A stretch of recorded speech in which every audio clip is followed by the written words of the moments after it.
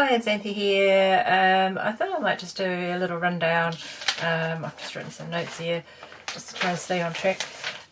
Just about where I got my knowledge about colour. So colour is one of my interests. It's the art and the science of colour, and I do have both an art and science background. I like colour in all different ways. So one way is makeup. I'm wearing barely any at the moment. No foundation, just a tiny bit of concealer and some blush and some lipstick, mostly a little bit of eyeshadow.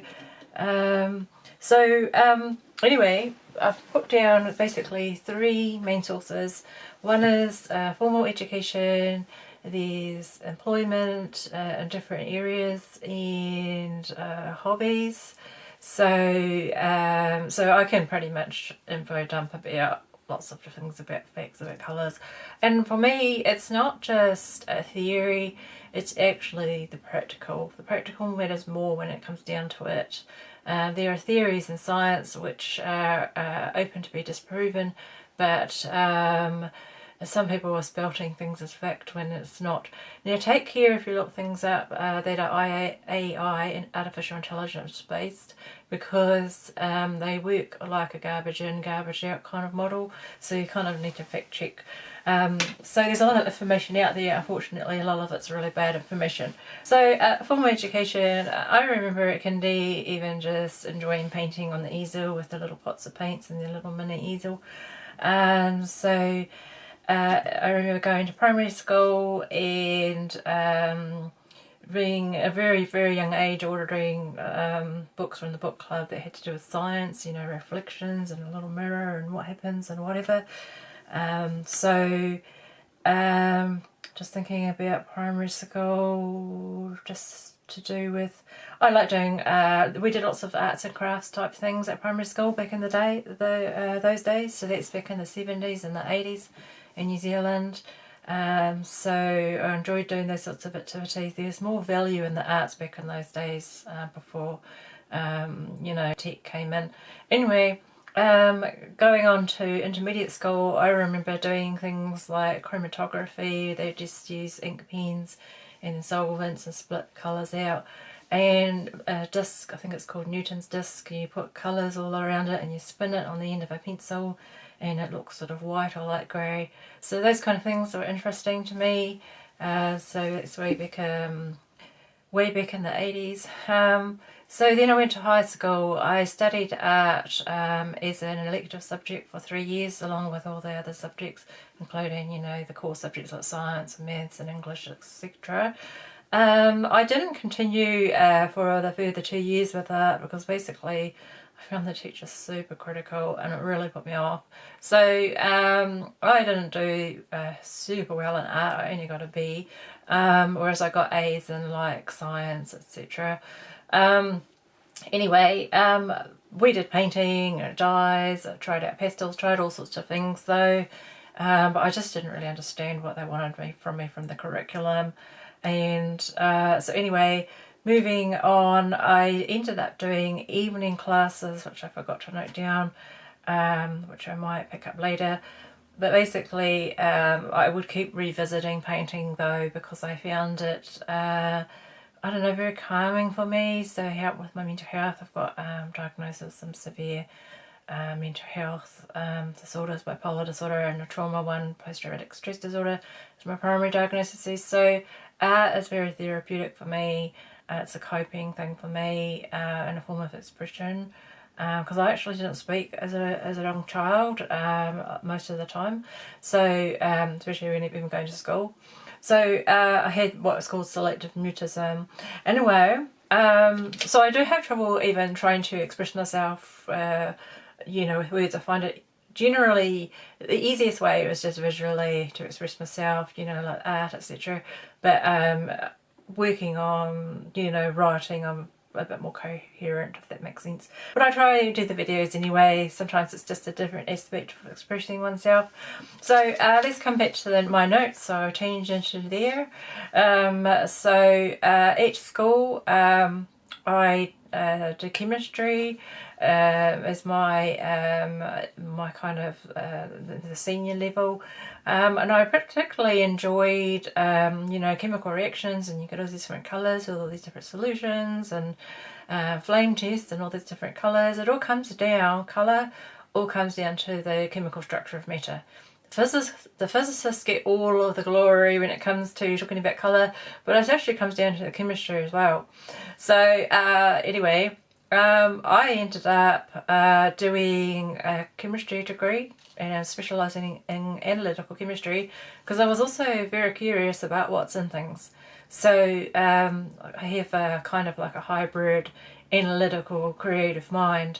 And so I kind of find that the arts and the science for me, they seem like opposites to some people, but to me they kind of go together. So sort of interested in inquiry and what's in things and whatever. So with the doing university level back in the 90s, this is way before most people had home computers, and this is before social media, before widespread use of the internet, etc. There were computers in use, but I didn't have one. Most people didn't have one.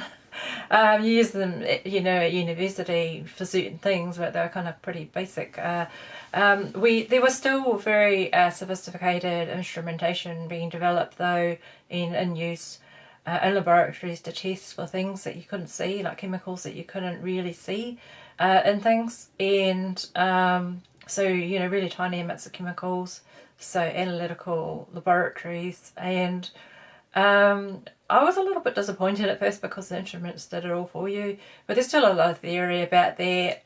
There's still wet chemistry, they call it too, with solutions and stuff as well.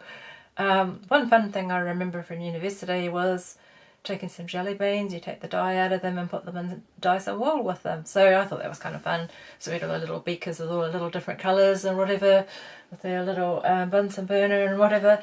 But it was very still heavy focus on instrumentation, which also uses physics principles because you're using the light, rays of light, or beams of light, etc. And there's also inside the instrument, reflection and all whatever, but you're also using slits and filters or whatever to select certain parts of the electromagnetic spectrum, and there's all this sort of stuff, quite a high-tech advanced stuff. I found that after a while, when there's too much of the theory, I kind of switch off a bit to it. I like it when there's still a practical aspect to it. So that was uni. I worked in laboratories for some years, so different capacities. So some of them involved using colour, so the effect of, like sometimes I had to measure out dyes and things like that to go in, like cleaning chemicals or foods or whatever.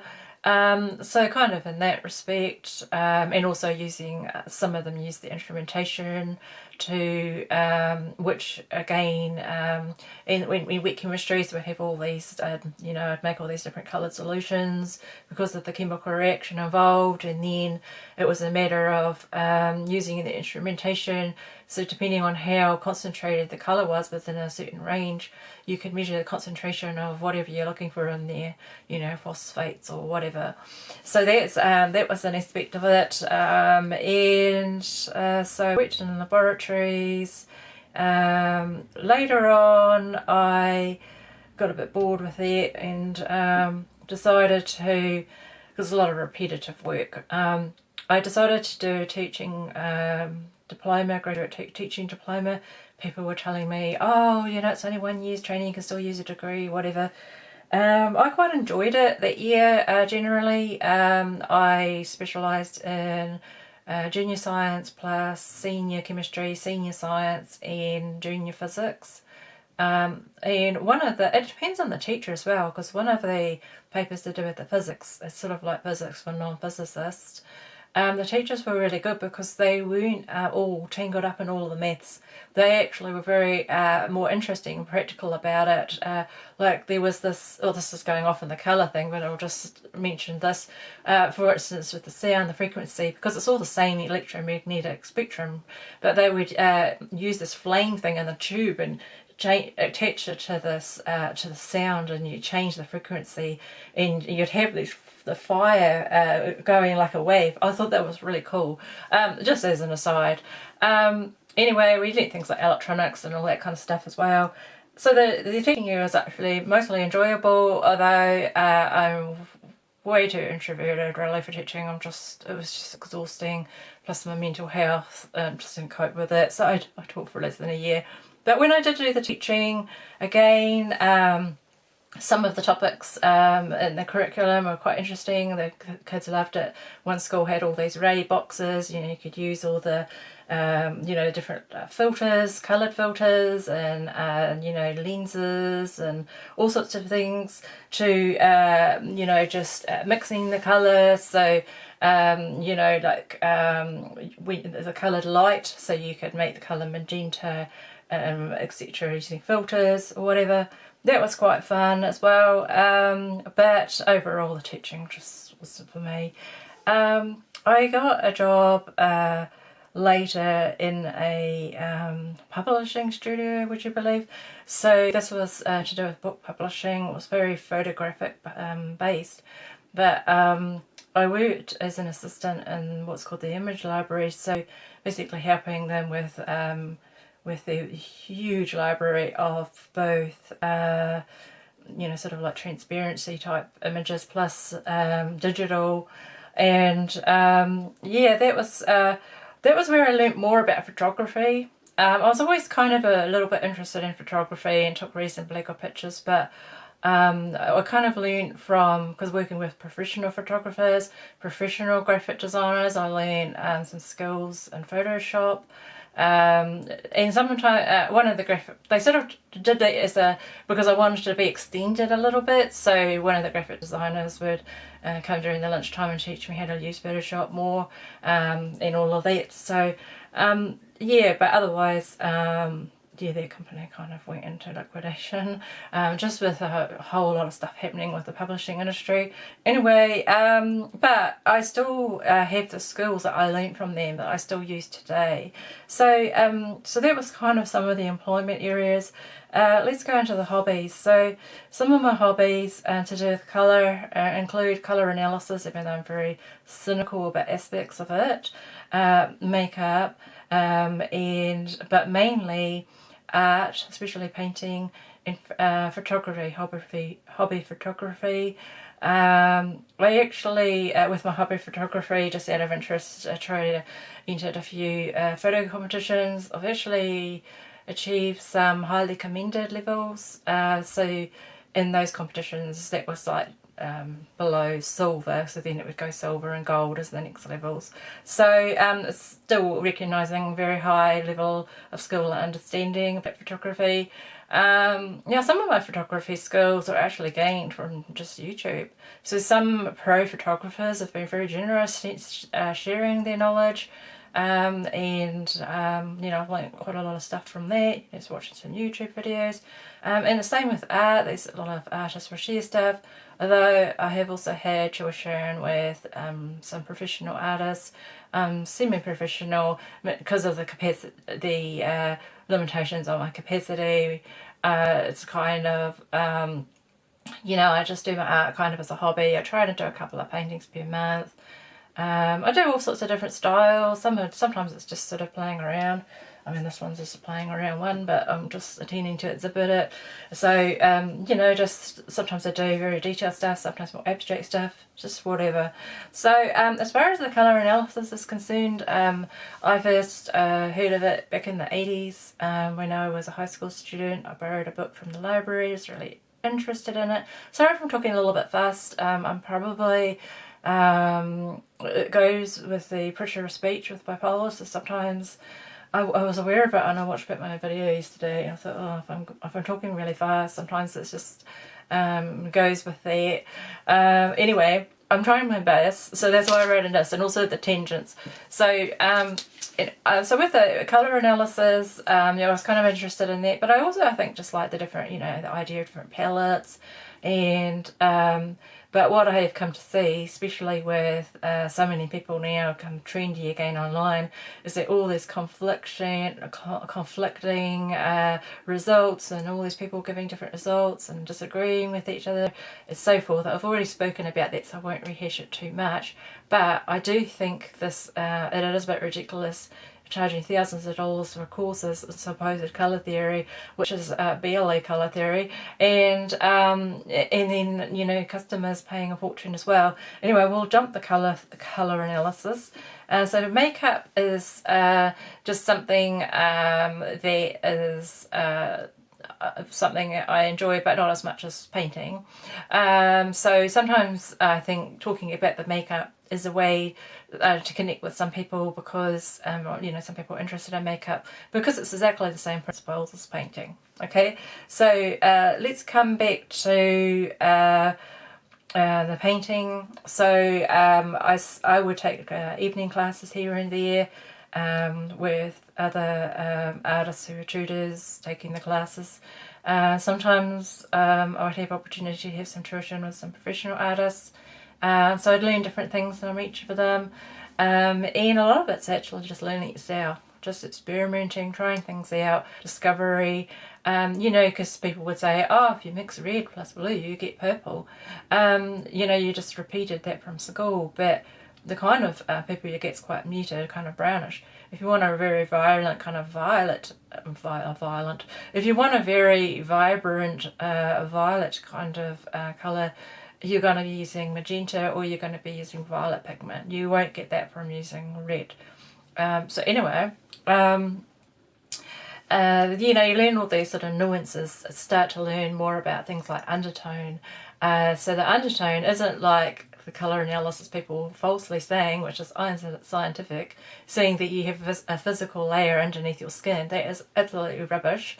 The undertone is basically when you thin it out. So if you've got your paint or your makeup and we put it in a thinner layer, you can see you know, maybe different hues in it or colours. So that's the undertone. So you've got your mass tone when it's all thick and all together, and you got undertone that's thin out. That's what it is. It's sort of like your hidden colours in it.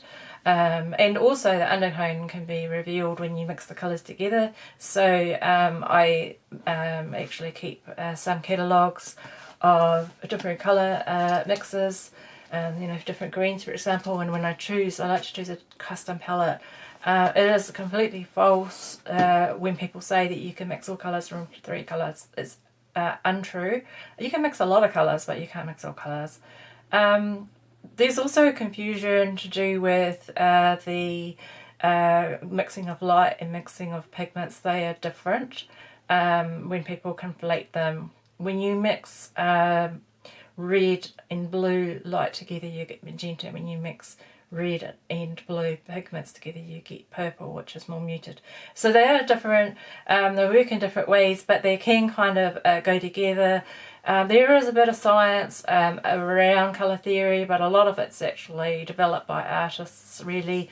Colour wheels are construct based on Newton's theories or experiments with the prism years and years ago, hundreds of years ago.